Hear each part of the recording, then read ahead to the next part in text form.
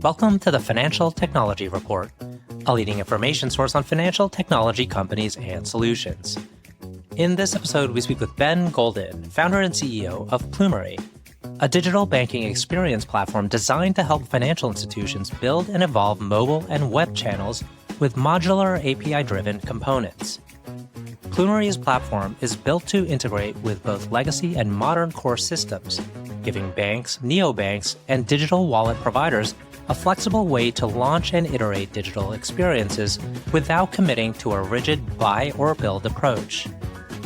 Ben founded Plumery after more than 2 decades in digital banking and fintech product leadership. He previously held executive roles at Mambu and Backbase, with experience building and scaling digital banking platforms used by banks and financial services teams globally. I'm your host, RJ Lumba. We hope you enjoy the show. If you like the episode, click to follow.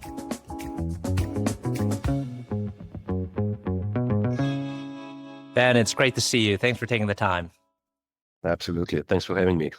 Pleasure to have you on the podcast. You have a very rich background in financial technology, in particular digital banking. Maybe for the benefit of our audience so they can get to know you, tell us about your predecessor companies and experiences that then led you to Plumery. Sure, absolutely. We'll do that. So I generally spent a bit more than 20 years, maybe 25 years, building software for banks and financial companies. I was extremely lucky to be always at the forefront of innovation in that space. I was part of building a first internet banking platform back in 2003, and it was already something we used to call mobile banking, although it was used on WAP technology that probably most of the people do not remember anymore, with text menus and everything. And yeah, I stayed in banking pretty much since then until now. Was part of a growing company called Mambu as a first CTPO of the company, where we managed to grow the organization to 5.5 billion valuation as of last official valuation. That was a while ago, but still. Also, before doing that at Mambu, I was part of another big company called Backbase, where I was the chief architect responsible for the first digital experience platform, actually globally. That was a first digital experience platform that was a separate product recognized by major analysts like Gartner, Forrester Wave, and a few other ones. So that's my background. And what was it, when you were at Mambu, what was it that you saw was missing in the financial technology ecosystem? Yeah, I think it wasn't that something was completely missing, but I think the way it was done, and still mostly done today, was a bit different to how I envisioned it, right? And how I thought is relevant for today's world, where financial institutions are no longer buying everything off the shelf. Every financial institution became, in some ways, a tech company. Some less, some more, but you can't really survive as a modern banking organization without having certain level of flexibility and freedom to differentiate yourself on the technological level, simply because regular consumers and businesses compare banks today to other applications they have on their phones, right? And they expect similar type of experience, not only in terms of look and feel, but overall experience.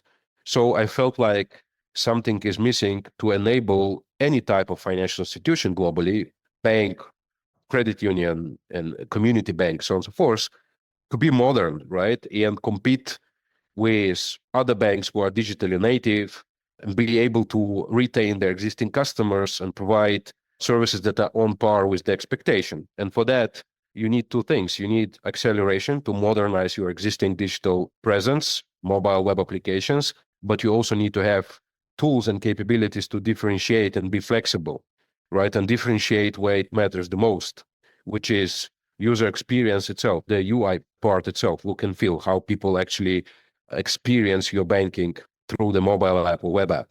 And that's how our technology emerged. It's a combination.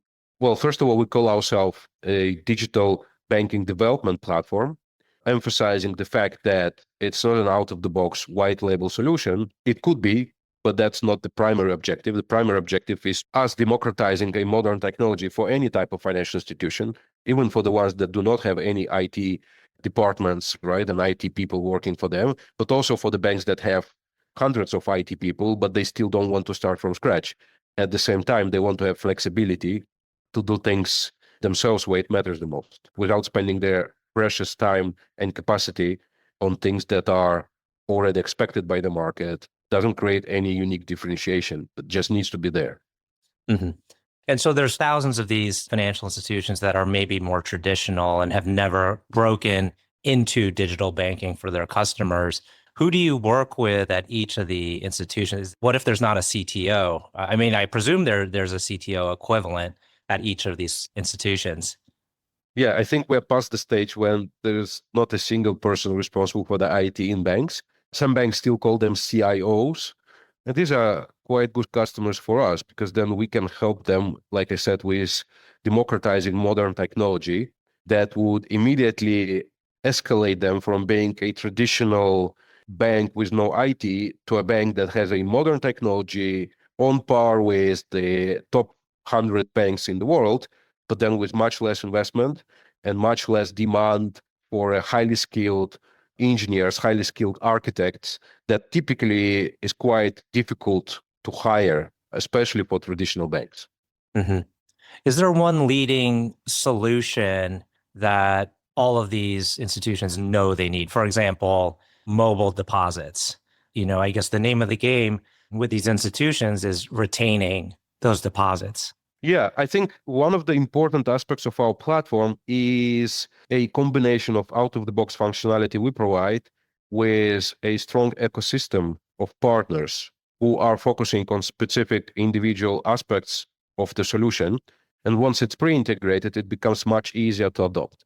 And how does that benefit customers? And you ask what products are needed today. Banking becoming more and more personalized. Banking is becoming more and more humane and closer to people, closer to customers.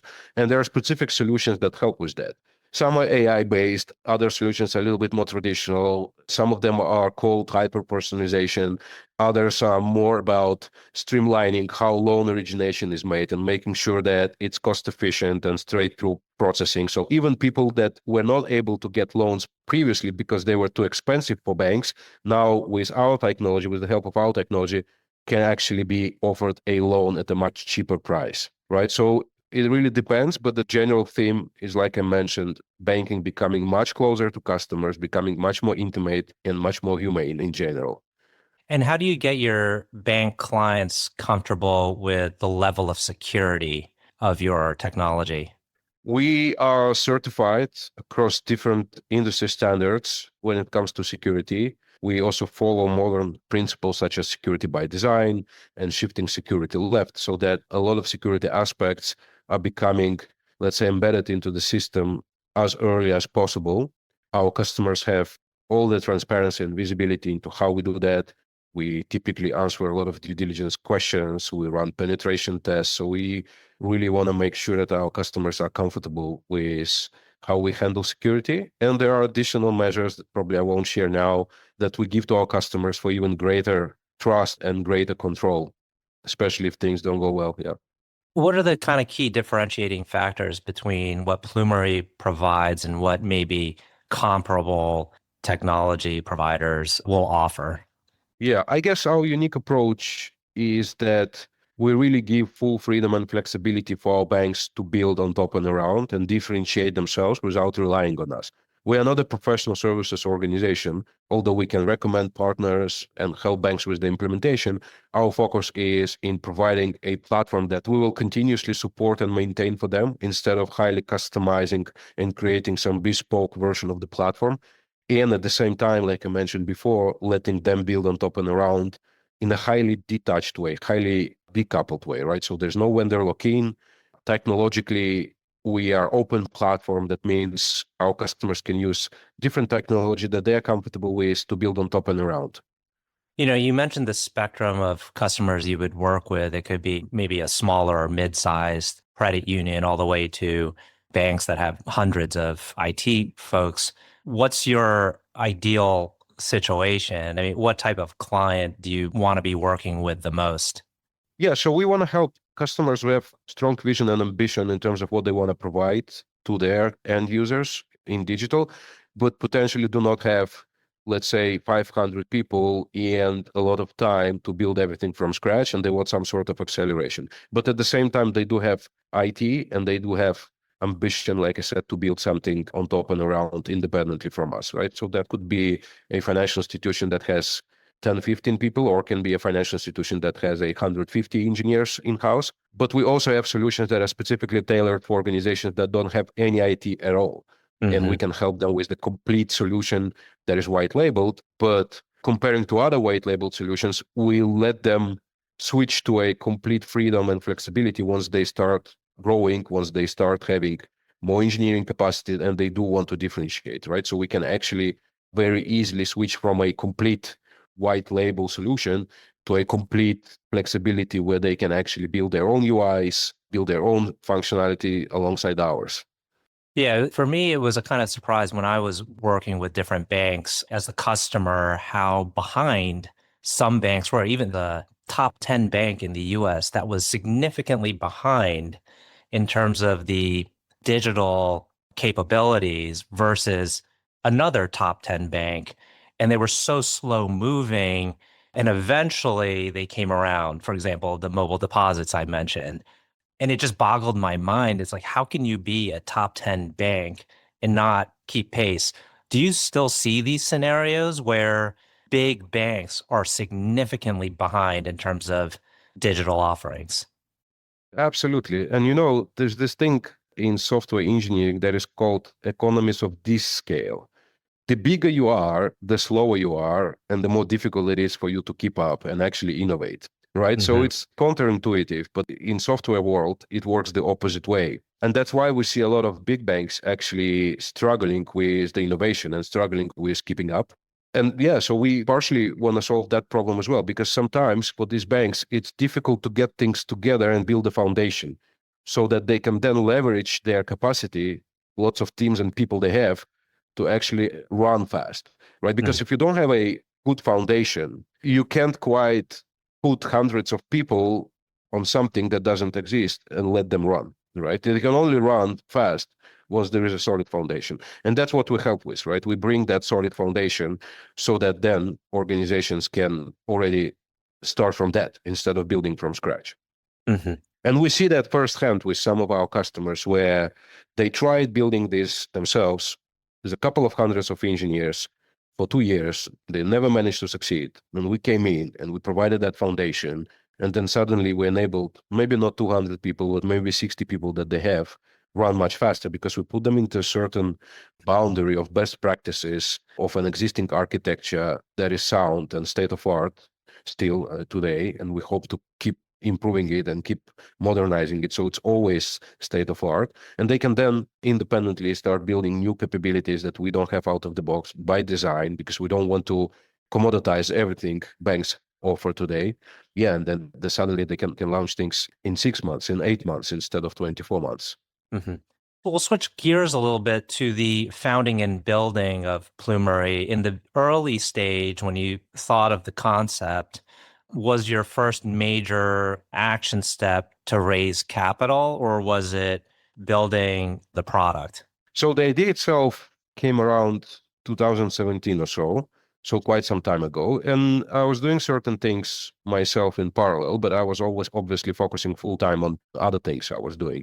But then once the time came, right, once I decided to move on from Mambu and start doing something else, I already had a very clear idea what needs to be done. I already had certain building blocks. The only thing I needed is capital. So like you asked, I did start with capital, but I also had certain things already done. So I needed the capital to accelerate and actually build it to a point where it can be used by banks. And tell us a little bit about assembling the team and your current team today. Yeah, sure. So we have a very strong team. They all come from banking background. Some people followed me from Mambu. Some other people joined me from Backbase. There are people I worked with 20 years ago. It's a very strong team. People I trust. People can work independently. And like I mentioned, they all have existing banking background. So we are not a typical startup with lots of postgrads trying to build things for the first time. We all have, some of us 10 plus, some of us 20 plus years experience doing what we are doing, but still very passionate about building innovation in banking rather than just keep doing what we used to do before, So it's a combination of innovating and learning from our past experiences, but at the same time leveraging what we've done before so we don't reinvent the wheel in many ways. Are you in person, remote, hybrid? We are hybrid. We have certain hubs or locations where we hire people, and we do meet from time to time all together in a single location to work together. But at the same time, we do appreciate remote work. We hire people who also do appreciate that, having flexibility, not spending time on the commute, and having a certain work and lifestyle that fits well into that. Mm-hmm. Can you give us a sense for the current scale of the company? And you can choose whatever metrics you're comfortable with. Yeah, so probably I won't talk commercials. In terms of people, we are now close to 30 people, let's say, in the core team, and another 30 people available to support our customers with implementation once needed, if needed. Mm-hmm. So that's basically the size in terms of people. We currently have customers from completely different geographies. So we are a global from day zero. We have a customer in Eastern Europe. We have customers in DACH region, the Netherlands. We have customers in Southeast Asia. We are now working quite intensively on some prospects in Canada and North America, as well as Caribbean. And like I mentioned, this is by design. We believe that our technology can be leveraged by financial institutions pretty much anywhere in the world, and also financial institutions of different sizes, anything from a startup digital wallet or EMI, e-money institution, to a established bank with several millions of active customers. One of our prospects actually has close to 20 millions of active customers. Excellent. We're entering the tail end of the conversation. I have two final questions. One is, can you tell us about a person who has had a profound influence on you? Yeah, sure. So it's not a single person, of course, but if I would need to call out one person, that probably be Ray Dalio. I admire his approach with principles that connects very well with how I think about making decisions and scaling knowledge in the organization. So that would be him. Excellent. Last question. Can you tell us about a charity cause or other endeavor that you're passionate about? So if I would need to pick something off the top of my mind, alternative energy is something I'm passionate about. Wave energy and similar type of alternative sources of energy. Energy is becoming critical day by day, especially with the emergence of AI, right? We don't talk about it often, but AI comes at a huge cost, a huge impact in terms of energy. We need to find alternative sources. We need to get back to sources that were abandoned, such as nuclear and stuff like that. Mm-hmm. So that's one. Another one probably is pollution overall, air pollution, ocean pollution, different, let's say, organizations that are trying to clean that in one or the other way. Anything from carbon footprint reduce or recovery to cleaning up oceans. These are all the things that sort of matter to me. Ben, want to thank you again for taking the time. It's been a great conversation. Thank you so much. Appreciate it.